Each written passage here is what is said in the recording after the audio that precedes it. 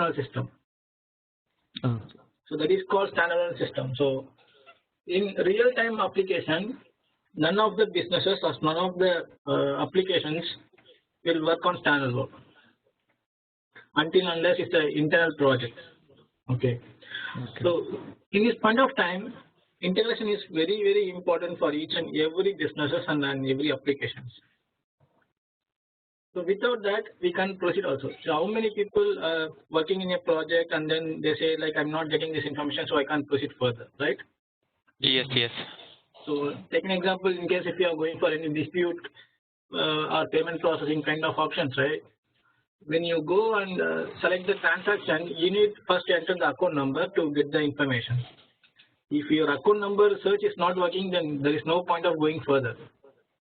And then once you go to next screen, so you'll see the transactions. So that is also a service. So each and everything is a service. So how we are going to make work on it, and how we need to understand how exactly it works, and how could we debug, and what is the problem.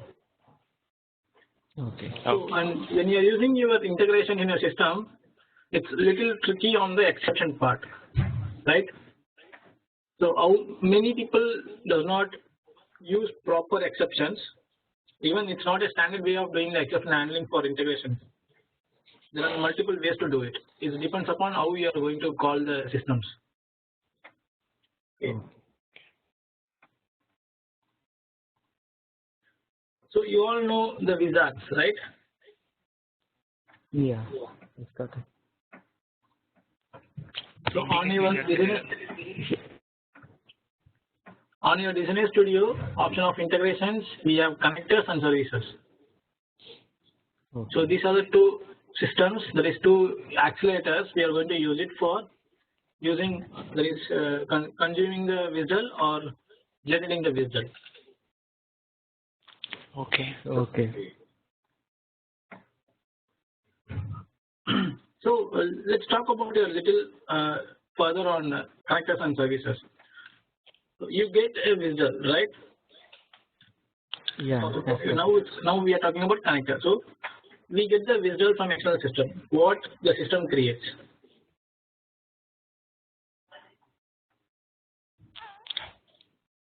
At our Pega side? Yes, now in our Pega side. Within that wizard URL, we have some methods. Yeah. Okay. So it will create methods and properties which are there. Means the input parameters, output parameters for that activities and all. Okay. So exactly and speaking, one more connector. Yes. So exactly speaking on what it creates, right? It depends upon what the options you are choosing, whether it's an activity or is it data, right? Yeah. So if you mention activity and it generates your class, which is calling your connect soap. If you are generating data class, it's create a data class for the mappings. Okay. So the visual itself, that is the accelerator itself, will consume the visual, and depends upon the methods, it will say what are the properties needed for request and response.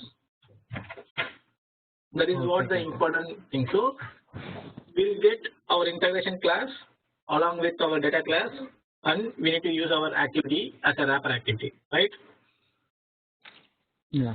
Wrapper activity is nothing but you are going to call your connect soap and you're going to make use of the data class and the integration classes. So how the service works? How the service will provide the service to external system?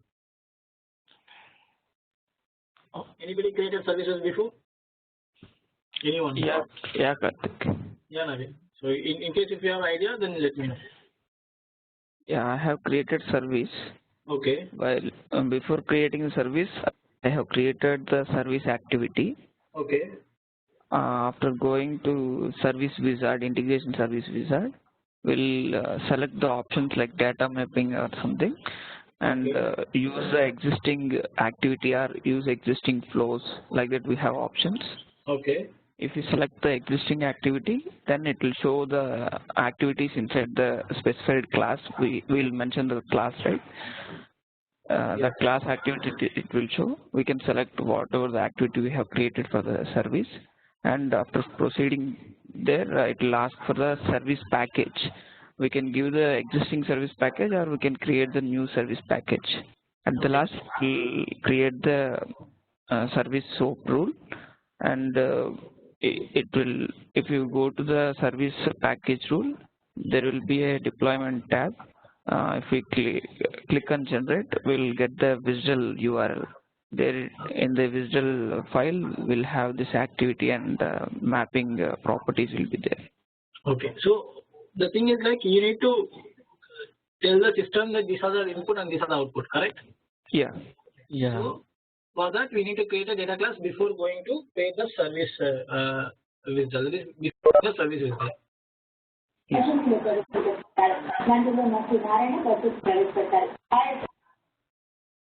Okay. So anyone tell me in which place we'll keep the integrations? In which layer we'll keep the integrations? Enterprise layer, Karthik. Okay. Any other questions? Anyone other than Naveen? Enterprise layer. Organization. We have organization, division, and then framework implementation. So in which layer you will keep integrations? Organization layer. Okay. So it's same as what Naveen said, like enterprise and organization is same. So why we are keeping over there? Any idea why we keep over there? Like if we wanted to use for all the applications inside the organization, for that particular integration, we wanted to connect that with that integration. We wanted to connect to it for more applications. Then we'll keep it in enterprise layer. Otherwise, we can keep it in our implementation layer itself. If we are not.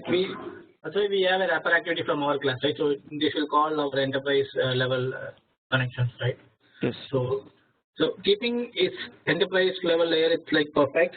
So otherwise, whenever your application is getting extended to some other applications, like take an example, organization having many applications, then it's a problematic. So that's why most of the businesses like banks will not involve development team to work on the integrations. So they have an individual team called COE, right? Center of Excellence. So those people will generate all the development part of the integrations and they'll give to the respective development team. They'll give the rule sets. Okay. They'll give the rule sets. You can just deploy to a system and then make use of it. Okay. So Karthik, like we have created connectors and service rules in both applications. We have only handled. Like the connector rules we have created in enterprise layer, and we have created service rules in implementation layer in another application. Why? We have followed that approach. Is it the? So why you kept it in implementation level for services? This particular service is used only by this application, right? But the connector rule we can use it. Yes, currently yes, correct. But yeah.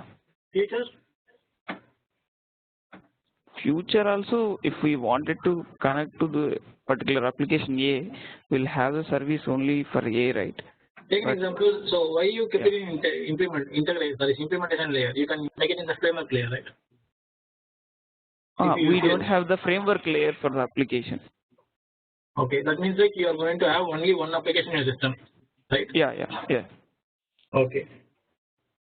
So you know why they kept it in implementation layer level? I am not sure, Karthik. Okay, we'll discuss while we go forward. Okay. Yeah. So how to invoke a connector? Anyone? So if you know about 6.2, okay, or if you know about 7, okay. So what are the ways we can call our connectors? Connect. So that is from activity. Yeah. That's the thing. We have integration shape also. Yeah. In the flow we can use. Flow, second option. Then what else we have? these two options which we have in 6.2 versions, right? That is earlier of 6 and 6.2 versions. Any idea on 7? No, Karthik. No, Karthik. We have used it. That is, we have worked on this in second week or third week of the session start. Databases. Oh, Okay. Yes. In the data pages, we have for loading the data source. we have connect Data source. So we used in 3 places most of the time. One is like what you mentioned is like a integrated shape in your flow, and then using the data page, which will say whether you want to fetch from connect soap, connect trace, right? There are a lot of options over there, and then we can specify in our activity. Okay. Karthik, what is the third option? Actually, I didn't get. First two only I got. Activity and the connect soap. Sorry, and the integrator shape. And what the third point talks? Data pages, Karthik. Data pages. How can we connect to external service? That I didn't got. The data source. Let me open one.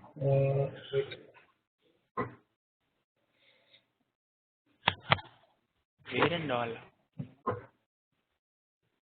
Directly to external service.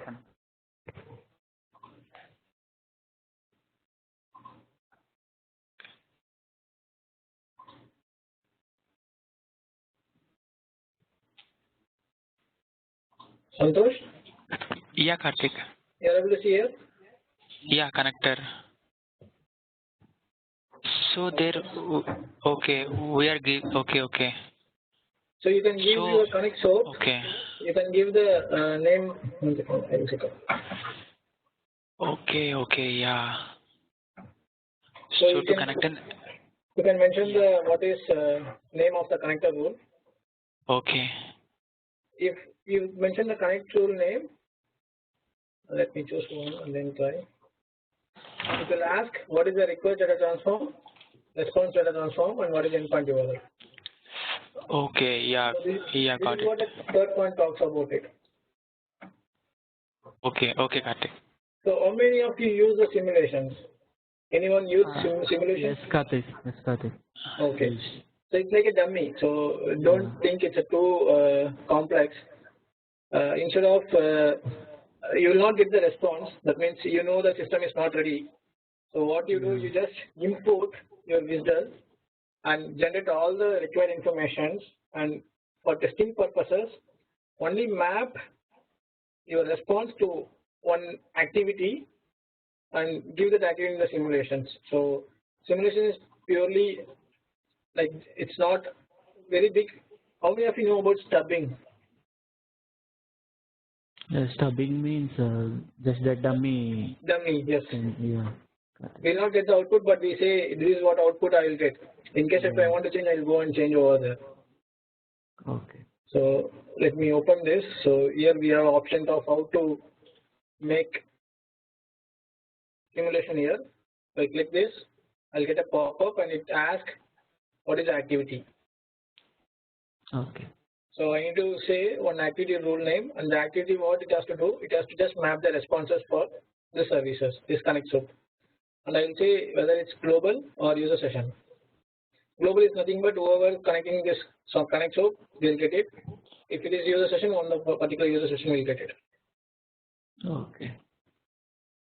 So this is not a very important, but you have to know how you have to do the simulations. Okay. Karthik, simulation is like for testing the response, Karthik? Yes, you're not going to hit connect soap. Okay. You're not going to hit connect soap, but you'll get output. Just a dummy output you are saying, right?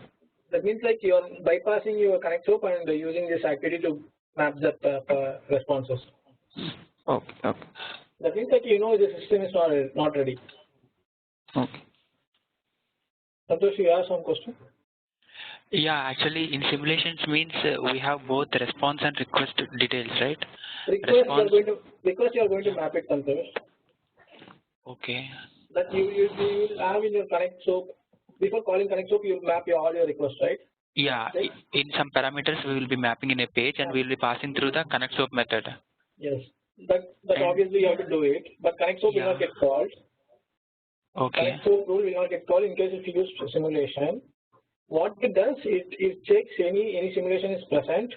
If simulation present, then that will execute that activity instead of connect soap. Okay. The connect rule will execute that activity. In the activity, what it has to do, right? It has to map your responses to the particular page, response page. It's only one step called property set. That's all. That activity contains property sets.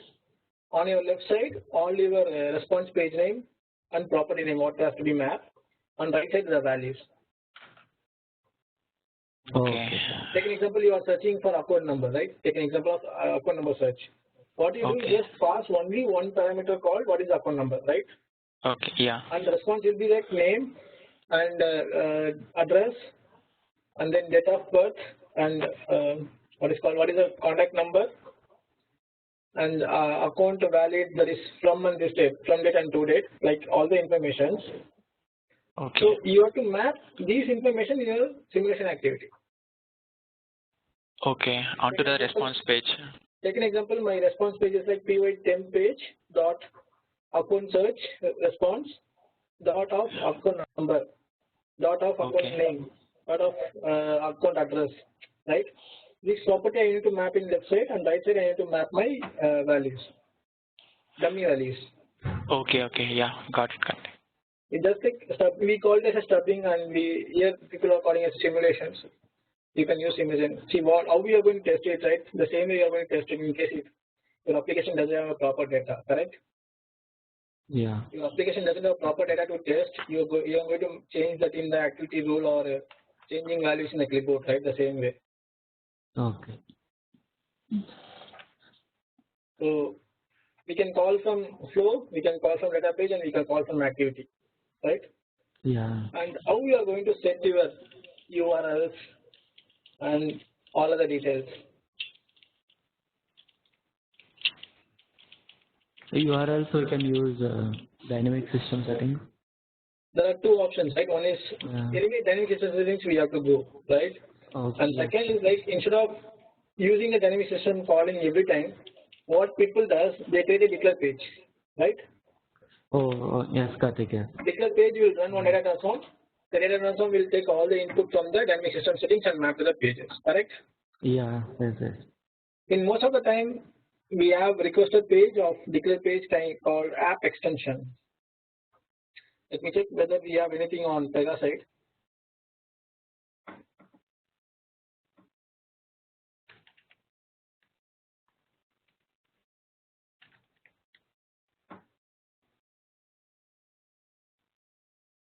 No, I don't have anything. So what Pega does most of the time, Pega recommends like app extensions. So what are the things you'll keep it in the declare page like called app extensions? The one which we are seeing right now is like a URLs, right? Yeah. The endpoint URLs might different from environment to environment, dev, CAT, SIT, UAT, and production, right? So it's previously what is the rule we used in 5.4 and all? Anyone remember what is the rule we used for system settings?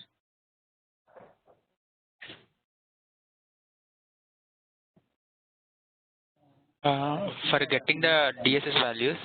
I don't know whether we have DSS or not, but we use some other rule. That rule will automatically give the URL of a particular system. Anyone remember or anyone used it? Rule system That settings. is system settings only, Karthik. Rule system settings. That is a rule. That is not a data instance. Data instance. Yeah. So how many of you use that? We have not used. So that works on.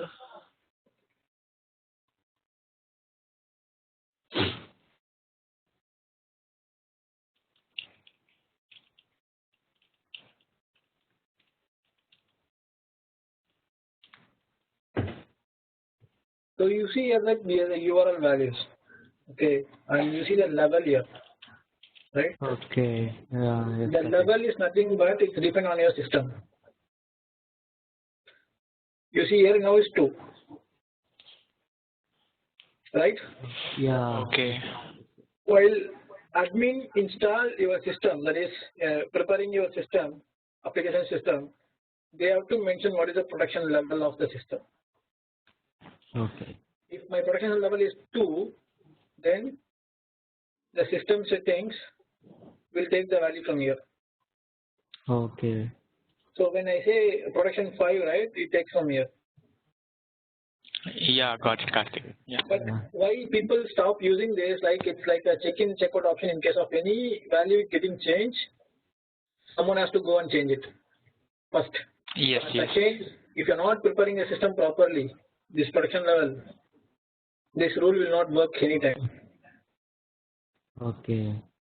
So people, that's why they not going for this and they go with the dynamic system settings here nowadays. And even dynamic system settings will configure, but even though they are delegating this rule, to the users. And then what happens, right? The values which is coming from the dynamic system settings goes to the declare pages. Okay. So because declare page is like loaded one time, right? So on a requester, if you are calling, then it's one time calling. So it not have any number of hits to your system. So that's why it's very easy to go with the declare pages. Okay. So you have to be careful whenever you are using. Do not hardcode any URLs on your systems. It's again a best practice. So otherwise it's very difficult to find out where exactly the issue is. Even though you did all the coding very well and perfect, and it works in good in dev environment, but it not works in other environment. So make sure that you are not using any hard-coded values. Use your dynamic system settings options or any parameterized values. Now, how connector is working and how service is working. Okay, let me take one small example of data pager activity, because both are same, right? Data page activity, and then in flow also I use integrator, right? All are same, right? Yeah. So how this works? When data page is executing, first it checks the data transform of request,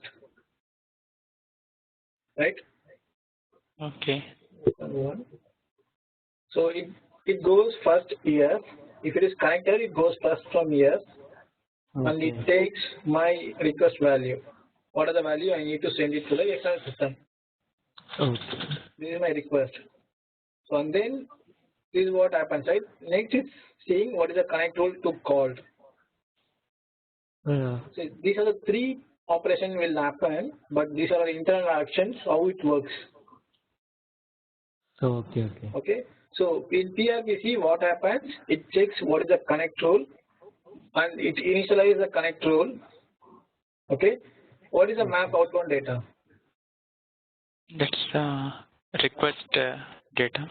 So the request data which you are preparing here, it will set over as outbound data here. Okay. That is the parameter which has to pass to your external system. Okay. The data which we pass to the External system. external service. Yeah. Request page. So then we have called invoke remote services. Anyone checked what is the activity which is calling the SOAP service, SOAP request? Invoke access or something will be. Yes, correct. Yes, Karthik. Yeah. So invoke access 2 and invoke access, it's like a rule which is the activity which is executing to connect your external system. So this will be initiating, that is what here, invoke remote services, and it sends request to external system and gets response. So you have a 3 parts here, right? One is like preparing your input data and calling your external system, and once it come out, you need to map the response to your this data, right? Response data transform. Okay. So these are the series of actions will happen in your system. So if you understood this diagram, right? So it's very easy to know what exactly you need to have a series of actions to use a connector. Because let me open on connector rule.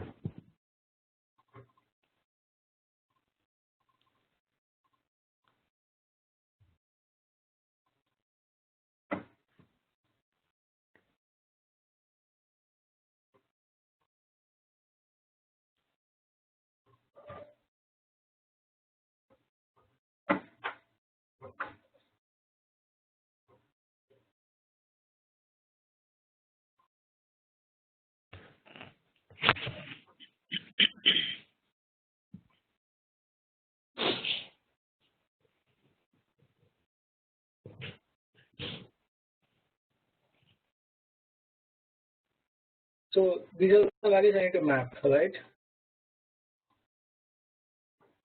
To call this connect soap, I need to map these other values, and once the getting called with this URL,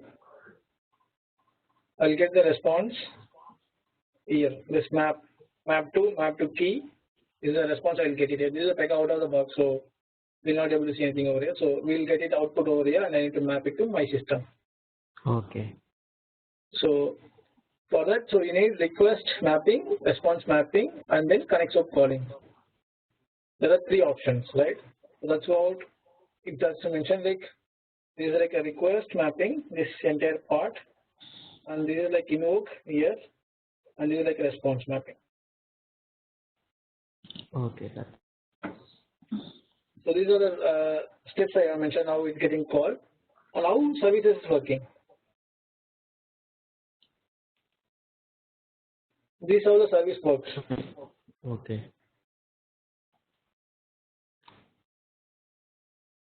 So service means like it's kind of a listener only, right? It's not like a connector we are giving request, right? So it will listen, and if anything we get, we receive the message first, right? Yeah. This is the place we get the receive message. And then once we receive message, and it will check what is the service package rule which we have for the particular services. That's why when Navin told about the service package is an important thing because it has all the requested information, right? Access groups. Yeah. Yeah. So it comes first here, receive message, and it goes in and checks what is the service package rule, and then it will establish the requester. So why we need to establish requester? As it an external system request, we need to treat it as a requester. Yes, any what is called anything which we are processing is like a part of requester only, right? Yeah. So even we talked about more on agents. Each agent running as a requester. Yes, got it. So that's why we have an activity called establish contacts, right? Establish contacts, and if you go deeper when you're tracing your service rule, you'll see a lot of application profile setup activities getting called. Okay. What it does, application profile setup, what it does, like it does setup, it takes operator ID, that is access group, and mapping to that, and it prepares a stack, runtime stack. You know runtime stack how it's preparing, right? It takes from your application rule. Yeah. The application rule, obviously, where we kept it, it is kept in the access group. Yes, got it. So that's why we give access group in a service package rule. So it will establish a service, that is requester, and then depends upon the authentications which you have. Take an example, you have some other authentication and you want to verify the user ID present in our Pega, or you have some common authentication that you check, and then it takes data which is coming from the external system. It's not directly check the input, it checks all the things and it goes and mapping the input data. Okay. It's not like connector, it's like service. So we need to provide a proper authentication for the service.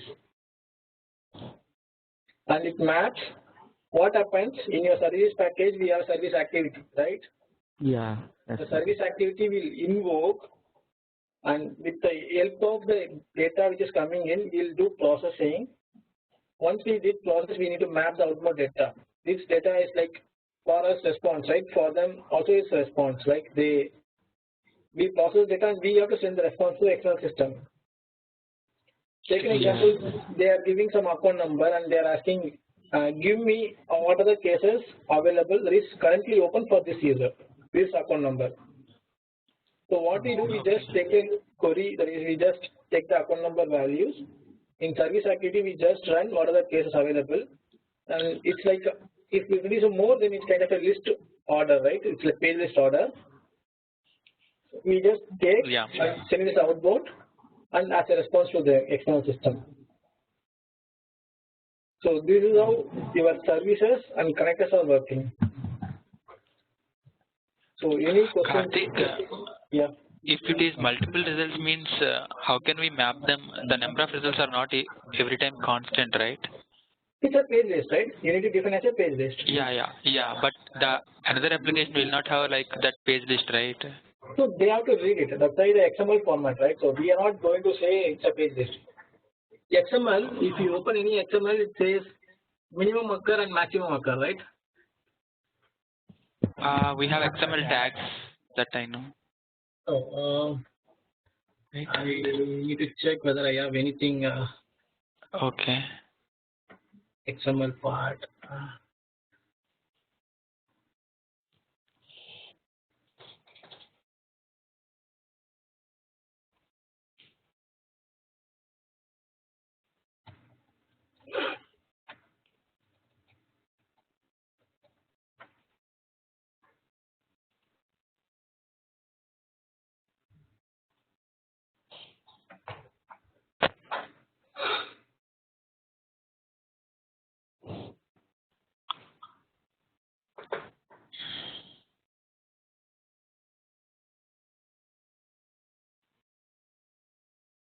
Yes. So will you see Santosh? Yeah, but I'm not getting its significance. So we are not going to mention anything of max occur. Once again. Okay. So we are not going to mention about what is the max occurrence, but when you mention about it's a page list, it will generate like each node kind of option 1, 2, 3, 4. Oh, if we in the response page, if we keep the page list, it automatically generates this and sends it to the external service. Yes. Okay. So it's your And we visual, yeah. it's your visual mapping, right? So when you are creating, so you need to mention what is the data class for your services, right? Service generation. So when you define the property as a page list property, that means like it's a repeating option, right? For them it's a repeating. So it's not a single result. So when you say repeating, it's like 1, 2, 3, 4. It comes for them, and they have to read it one by one. Okay. It depends upon how they written their parser, right? Yes. See, it's just like how we import our visual, right? How we import the visual. When you import the visual, in case of it's a repeating option, it creates a page list, correct? Yeah. Have you tried it, Santosh? Inputting No. a visual? No, Karthik, actually. Let me stop sharing for some time and then I'll pull one visual, okay? Okay.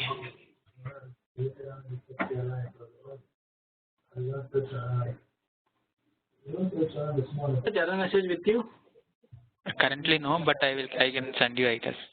Okay. You can send it to me. That's all. We'll check it what exactly. Okay, Karthik.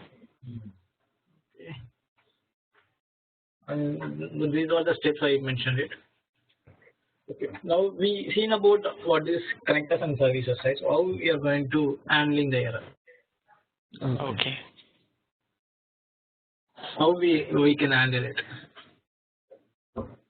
So this is not the way. So we'll stop it from here. Yes.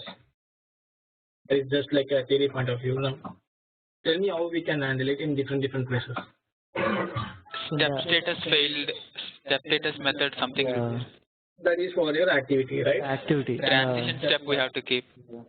Okay, that is for activity. So what you do when you are connecting from your flow? Integrated shape. Okay.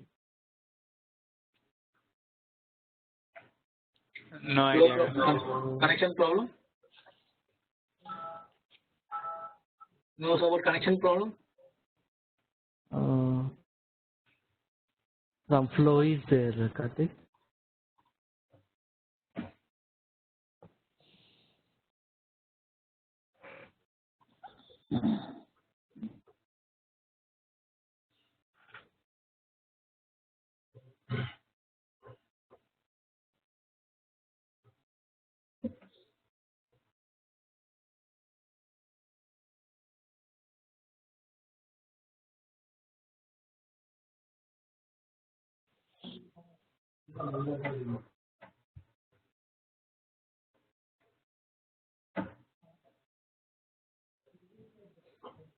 Here. Yeah. So any exceptions, like we can define the flow and route the case to a particular user, so you can fix it and come back. Okay, sir. And how we can do it in data transform? Sorry, data page. How we can call it in data page? You need to handle error over here. Okay. So when you're calling this, you need to check whether, because here you are checking only request and response here, right? Nothing on exception part. So you can configure this post load processing and then check whether what happens. So here, right? You configure connector is data page, then post load processing. With the activity, then you have to check the transition. And if you're connecting directly from the flow, then it's your connector flow. That is flow problem. Okay. And this is for services. Services have these are the options like when, queue, when, mapping error, security error, and service error.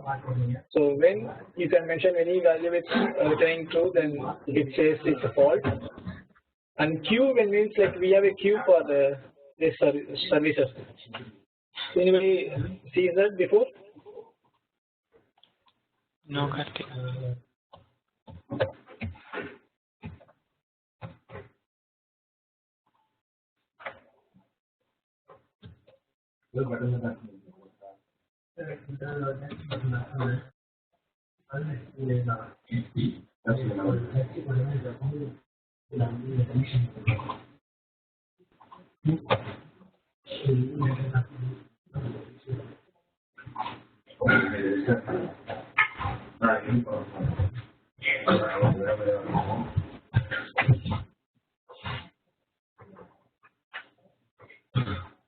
You see here? Okay. So these are the options here. Connect and services. So we can queue it over here. And in case of any mapping errors, like the input comes in and we are not able to mapping or we are not able to map to external system, that is the response, this error will be occurring. In case of any authentication failure, we can call it. And in case of any service failure, take an example, service error means you are searching some values in your system and it's not returning any values. So you have to send this, nothing can be found or something, right? So you need to handle all the errors in the services. What are the tools we have? Mostly what ways you go and check how we can debug the error.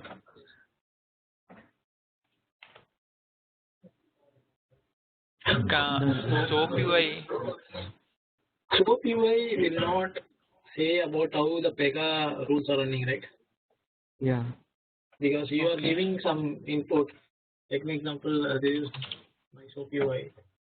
But for service soaps, I think we can test, Karthik. Service soap we can test.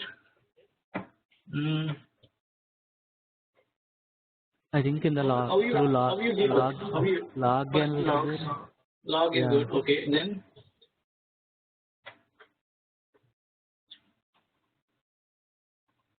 SMA.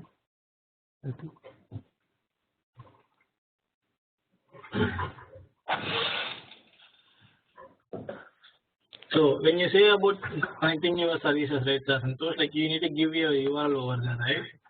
So that means like you are just eating the services from external. Like you're not running your services external, you're just eating. Your starting point of execution will be from outside, not from Pega, right? That's what we are trying to say. If you want to connect something to external system, you need to give that particular URL, so you'll get the response. But you're not eating from you're not eating from Pega. You're eating from external side.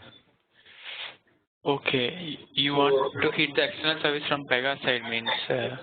No, I'm asking how you debug. For example, if you're connecting to external system and it got failure.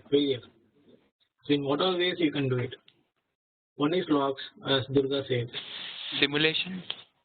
Simulation, no. Simulation is only for the execution purpose. Like I say testing purpose I can use, but not the debugging 100%, right? Okay. Logs, tracers, and clipboard. Tracer you can trace what exactly the error is, right? Yeah.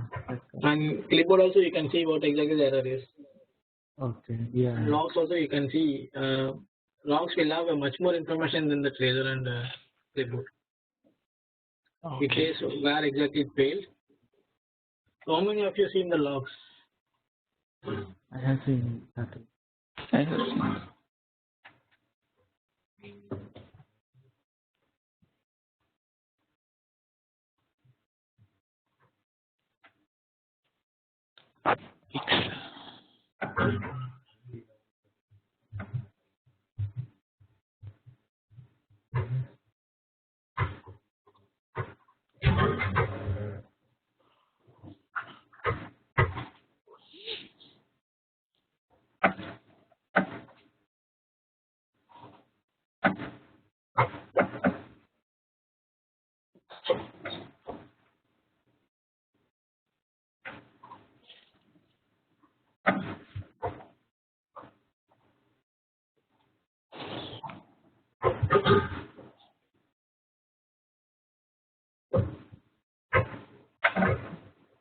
Is it the application server, Karthik? Yes, this is server. Okay.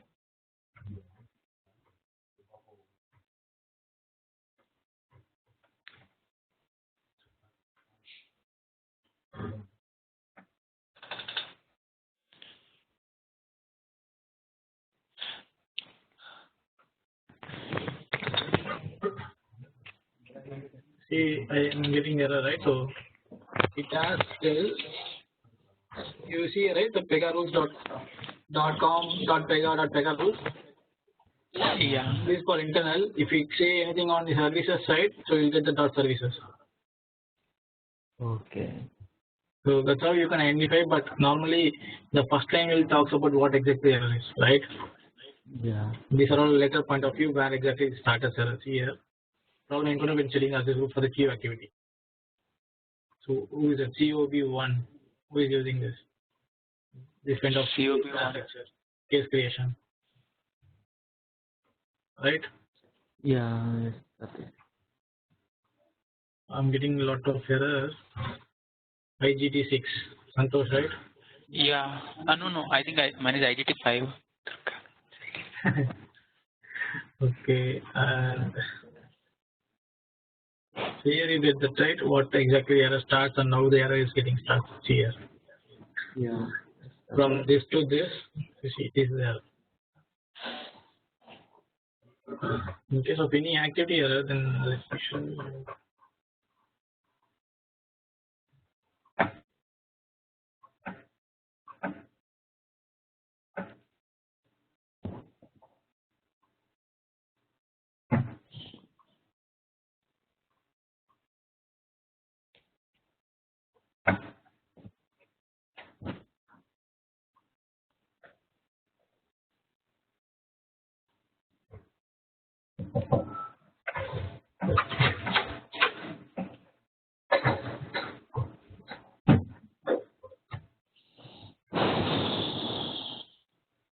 You're able to see where exactly how the error comes. You see here. Are you able to find out? Let me take this out.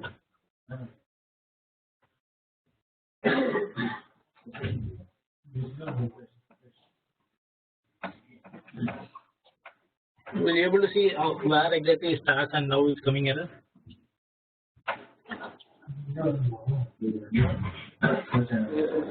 While trying to send an email message.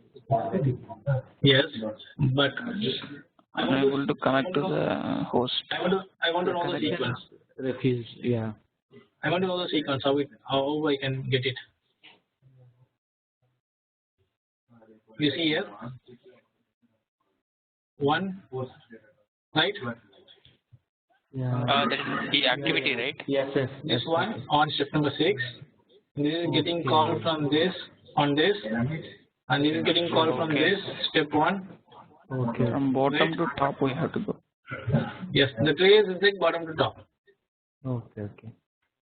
So that's what I'm trying to say, like how it started with this, and on step number 6 of this, and goes to step number 7 of this, right? It goes one by one. Okay. Okay. Okay. So you need to attack like which is coming first, and then go deeper one by one. So bottom to top, you mean to say the parent activity will be coming at the bottom? This is the latest one execution. This is the latest The child execution. So activity. this is like it's kind of a trace, right? So it's bottom and it is the top. The same thing you'll get in your tracer also when you trace it. Okay. Okay. Yeah. Got it. Got it. 1, 2. Okay. So you see, right? 1, 2. See here, this activity and this activity, right? The same, both are same, but step. One is action, one is activity, right? Yeah. And this like, so this is how you need to attack. So for you, like it's not session, it will get the services for the integrations. Okay. So when we do it, and we can check it whether how it comes exactly. Okay. So we need to Services also comes under batch requester, right? yes, batch request. Okay. Okay. Got it. But services will have service package. Right? Yeah. Yeah. Means you told, right? Instead of session, we will getting services. So is there any dependency on the batch between session service and the batch? That I got out. It's like a batch request only for us. Okay. It's like a batch requester, but the error message which you log is like it started with the services. Okay. Okay. Why we need requester, right? For processing the queue, that is the thing coming into a system, we need to have a like kind of a requester, right? Okay. Yeah. Yeah. So otherwise we can't close it. We can't Anything that execute it. okay. Anything that performs action in Pega through anything, through any rule, it will be one of the requesters, one of the 4 requesters. Yes. Mostly will come with browser and batch. Batch. Yeah. Browser is what we log in right now, right? So Okay. let me show you. So you see, right, this code security. Yes. So these are things will getting called when you log in.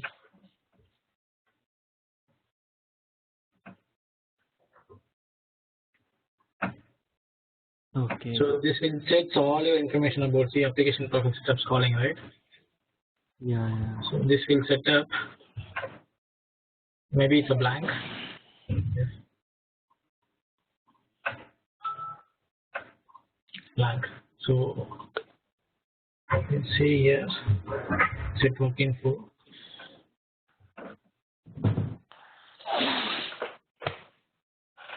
See here. This actually will set your rule sets. Okay. Okay. So when you say requester, right? So this all will happen inside. Okay. So it has to see when I'm logging in right now. I open my clipboard.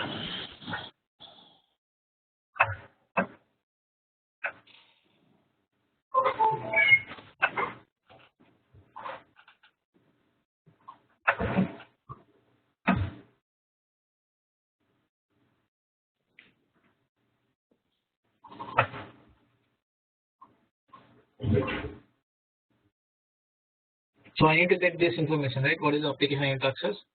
Yeah.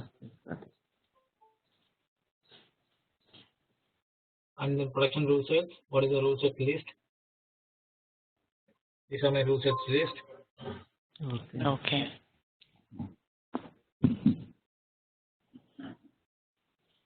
And it shows my what is called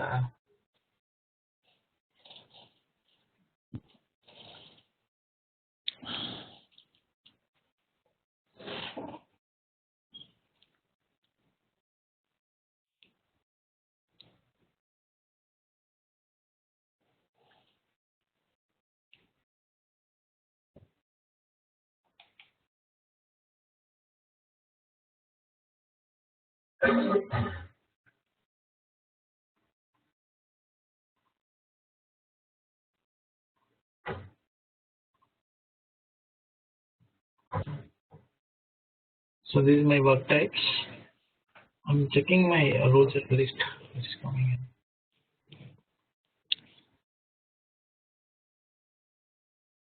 in. It is there in the application thing, right? UI rules at least. Yeah, enter. Yeah.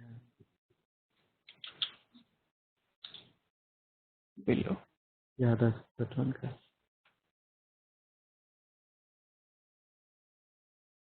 One which is generating from here, right? If you see file, this is your list. Okay. This is your stack. You see it, right? Yeah. I'm finding this actually.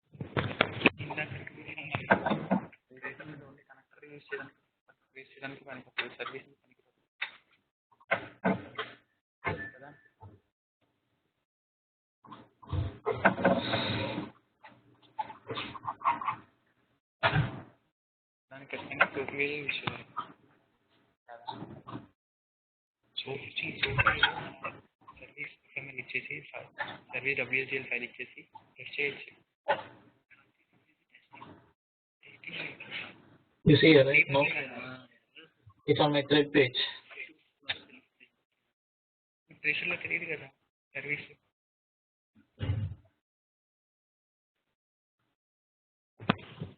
Hello? Yeah, Karthik. So it's on my thread page. See the user list.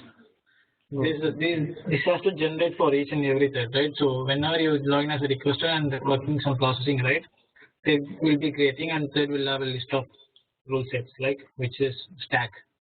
Okay. So this has to generate. So when your service is coming in, right, any request, so you need to prepare all these things. It automatically does trigger this automatically. So you just need to keep in mind that we need to give the proper access group to work on that service, right? Yes, yes. Okay. So let me know if you have any questions. So people who have not completed your background until the end. Okay, we have discussed one thing, right? So it's wait is working for you. No, okay. So in case of no wait, what is the other option? Connect to it, huh? No. Okay. Are you able to see my screen, right? Yes, Yeah. yes. Okay. So this is my right. Yeah, cover.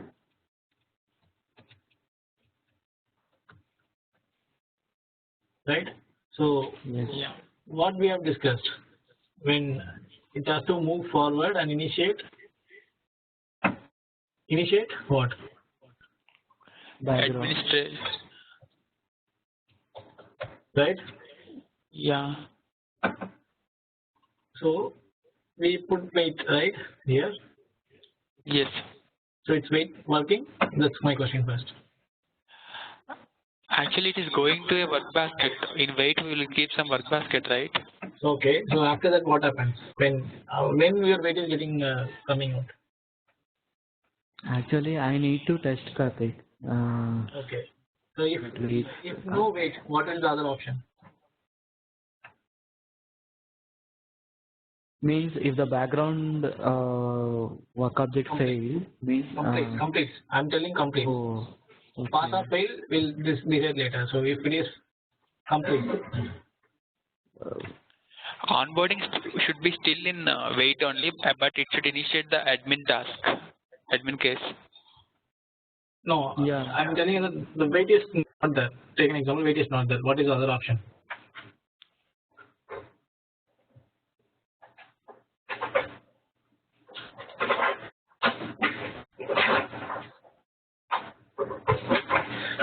We will just Think cover we will just concept.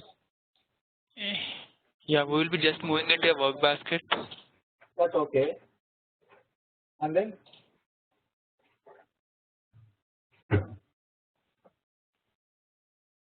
And yeah.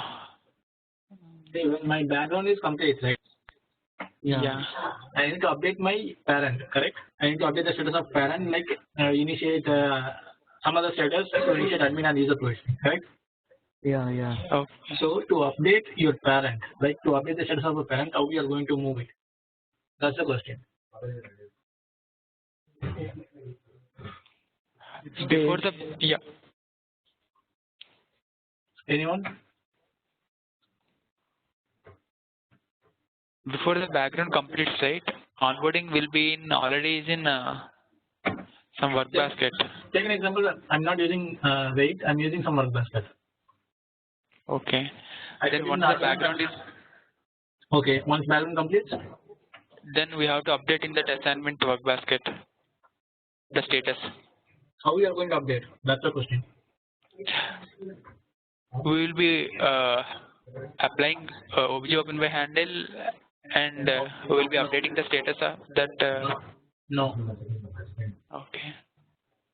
Think very simple way. Don't go so difficult way to do it. I gave an answer for ticket also. So Ticket means it will be moving in the flows, right, from one assignment to another assignment. you can keep it anywhere. It's not between assignments. You can keep it anywhere.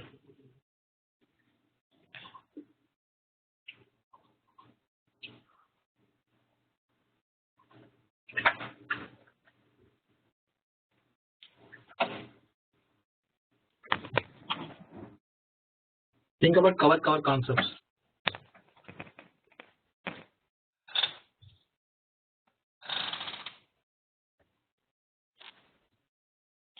In the stage we are having that launch Instantiation, something will be there. instantiation. What is this?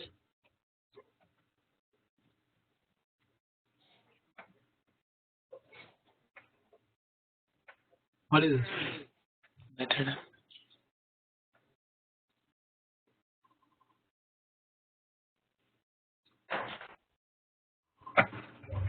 Is it some method?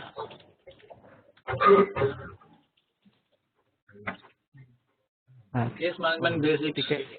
Case management basics. Ticket, Karthik? That's a ticket. Yes. Okay.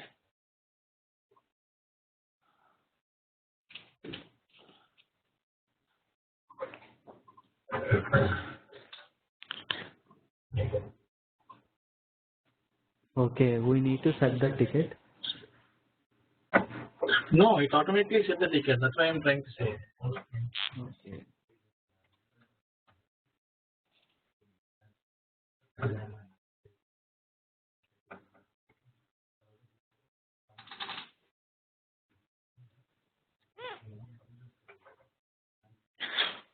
Okay, this automatically sets the ticket, right? Automatically means during the creation of the parent case. You see, yes. Okay. Resolve. Where result is getting called. During the resolution of that background. During your update status, right? During your update status. Okay. When update status happening, result will come. When result comes in, it checks how many child items open, right? It will recalculate your cover count open. See here, right? Okay. If cover count is 0, what will happen here? See here. All cover resolve, right? Yeah. So when all cover resolve runs, what it does? Setting ticket. Setting ticket. So in my case, how many childs are open now? Only one, right? yeah. Yes. So when it gets resolved, what will happen? The ticket will be set, right? Yeah. Yes. So you need to give this ticket to your parent. How you can give? Take an example. This is where I am waiting. Okay. Continue.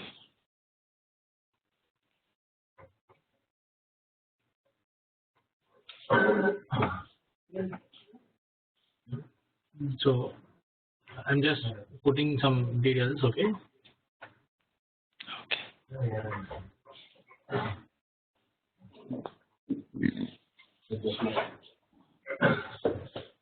So this is my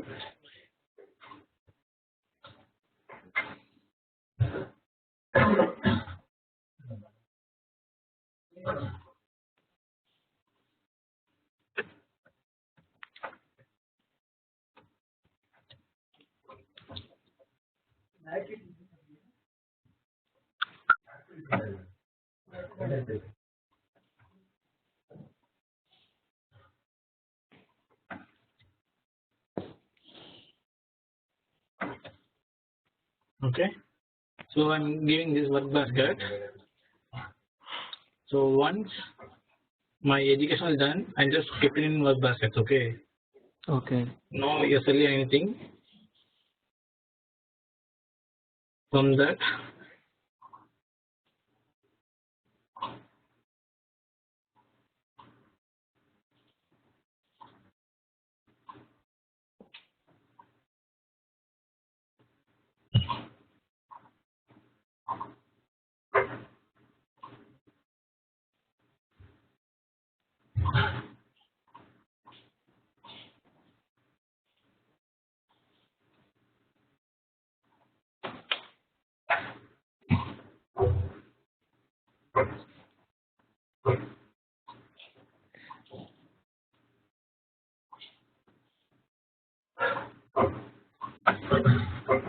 So, but you should not keep like this. Okay. What you do is just go for other flow. Okay. So Okay. I'm keeping wait first here, right? Yeah. And once my cover gets resolved,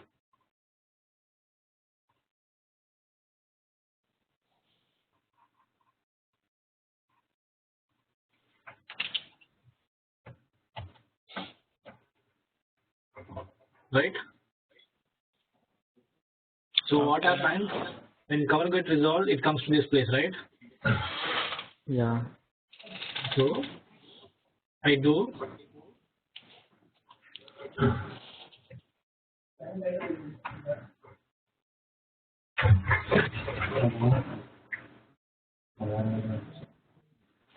you create some statuses. Okay.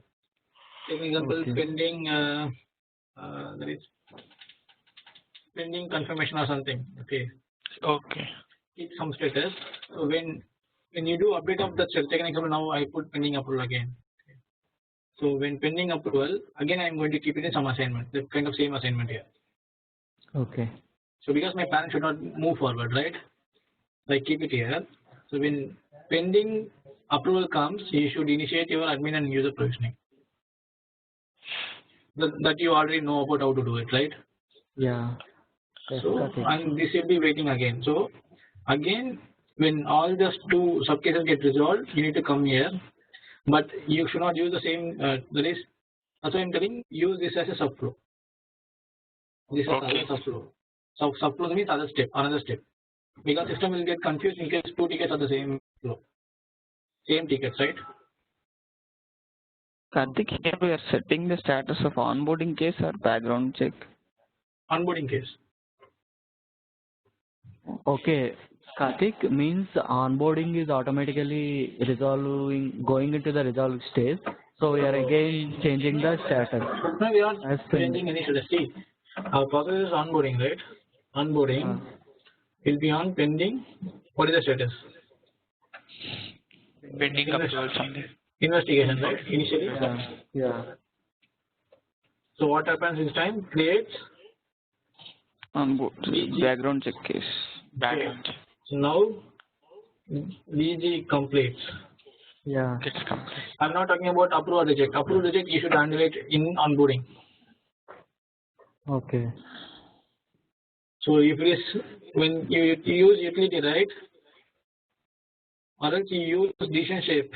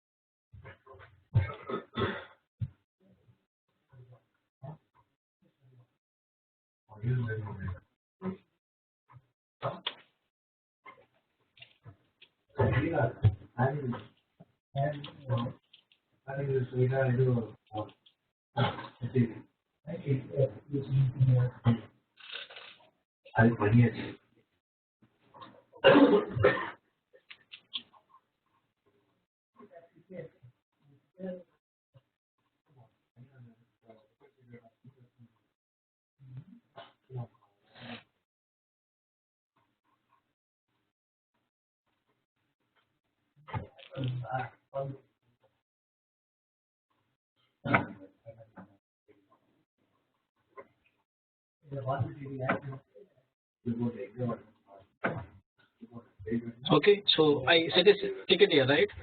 So Yeah. this will execute, right? And then I'll say if it is approval, then go and initiate the update status of pending confirmation, right? If it is rejected, then I'll say resolve rejected. If it is resolve rejected, I don't want to wait in any assignment, correct? I should directly go to it. Okay.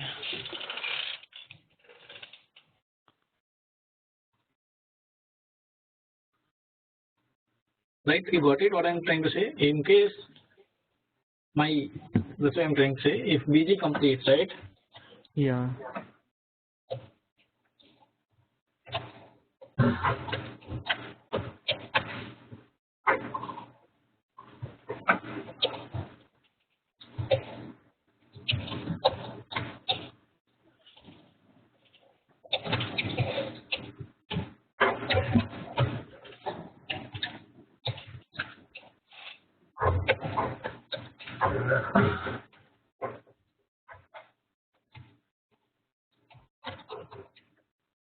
Got it?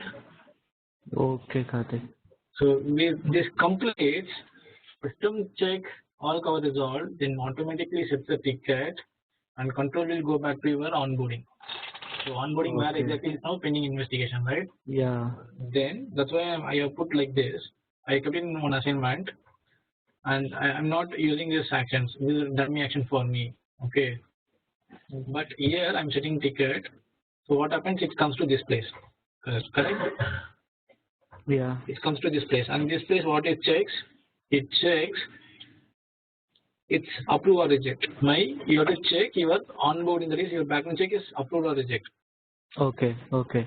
If it is approved, then you should update like pending confirmation, Okay. right? Yeah. And then you put one end shape here, and in next step you use this assignment. Okay. You just do like this.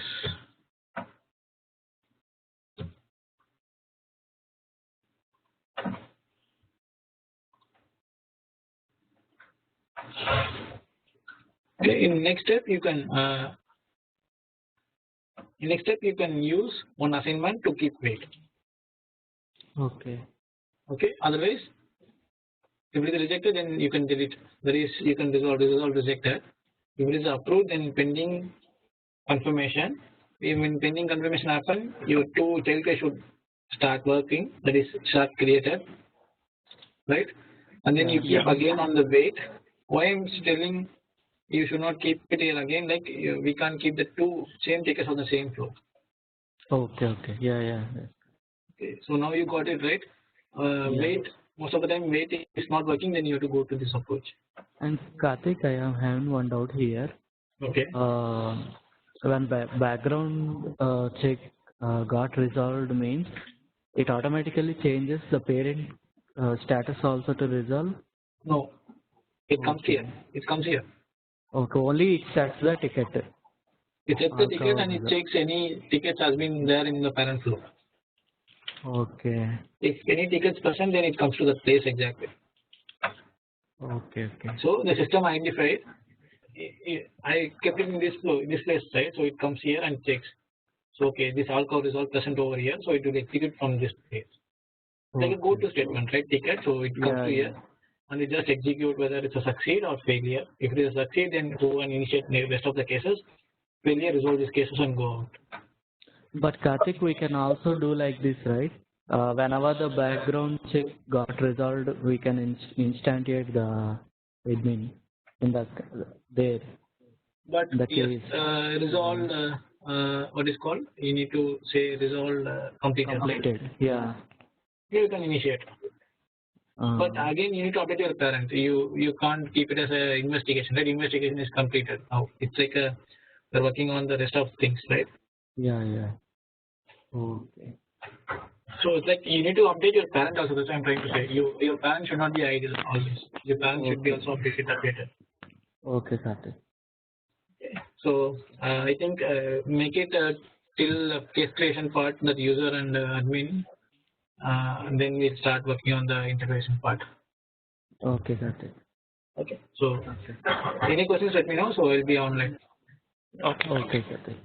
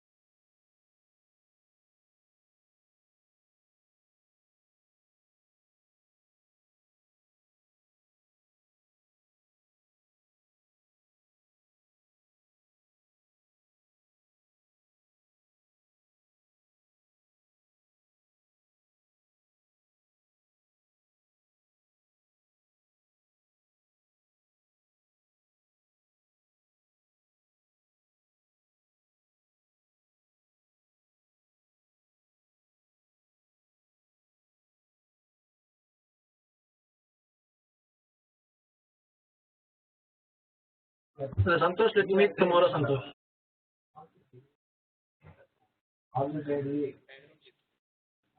Hello? Yeah. Mm.